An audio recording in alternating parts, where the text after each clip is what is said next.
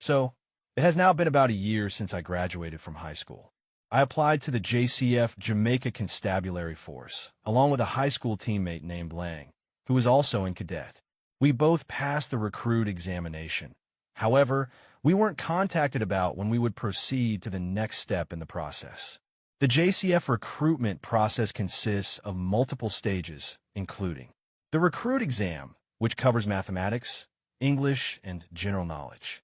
The pass mark was 80%, and you had to pass all 3 subjects. The assessment, where up to 5 applicants would debate on a given topic. The interview, during which a police officer asks personal questions about yourself and the information provided in your application. The medical examination, involving blood and urine tests for prohibited drugs or illnesses.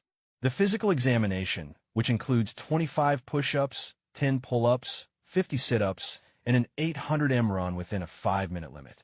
The antecedent check, where police officers conduct a background check to determine if you've ever been convicted of any crime and to assess your character through members of your community. After completing all those stages, we were admitted to a 5-month training program where we learned laws and police procedures. Training was fun for the most part. My favorite aspect was the physical training. Classes on laws and police procedures ran from 9 a.m. to 6 p.m., Monday to Friday. Most weekends, we had time off from training.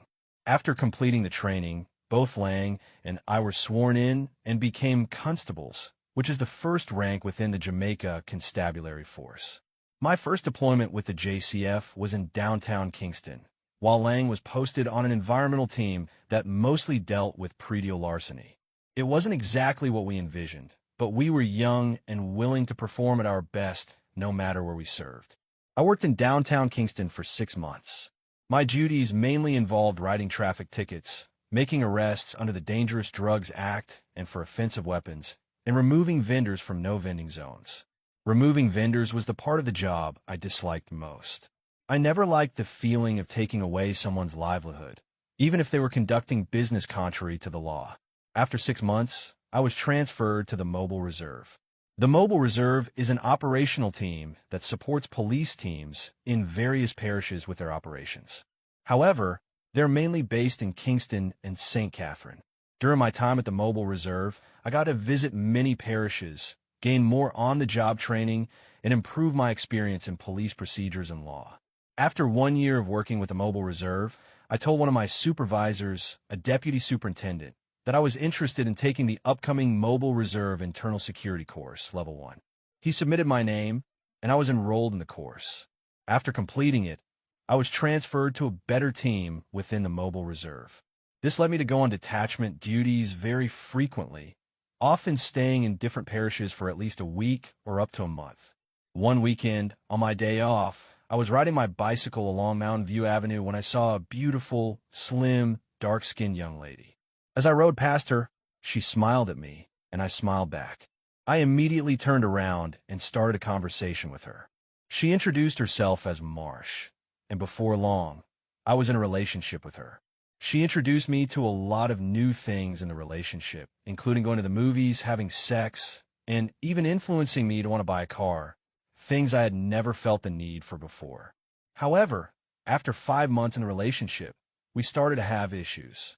Most of it was because of me. I began to want to explore more, try new things, meet new people, go out with friends. She felt uncomfortable with that, and understandably so, because I was cheating. I mentioned earlier that I was constantly working in different parishes, and that exposed me to a lot of things I had never experienced or seen before. I was young, foolish, inexperienced, and just wanted to live the life I never had the chance to live when I was younger. I told her all this, and she was upset. But what truly broke her was when I told her that I had gotten someone else pregnant. To make matters worse, she was also pregnant. We officially broke up after that, although she continued living at my house, just in a different room. My mother knew what had happened because I told her, and she was very disappointed in me.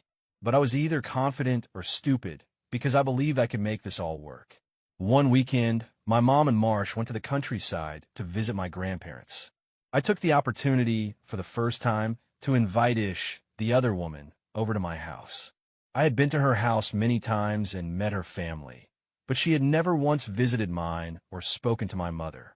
After telling her everything about Marsh and the things I've been doing behind both their backs, we both cried and broke up.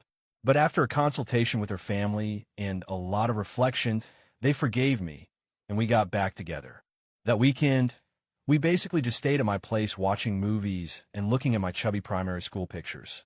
It was a Saturday, and we spoke a lot, especially about what would happen when my mom and Marsh returned from the countryside and found us at the house.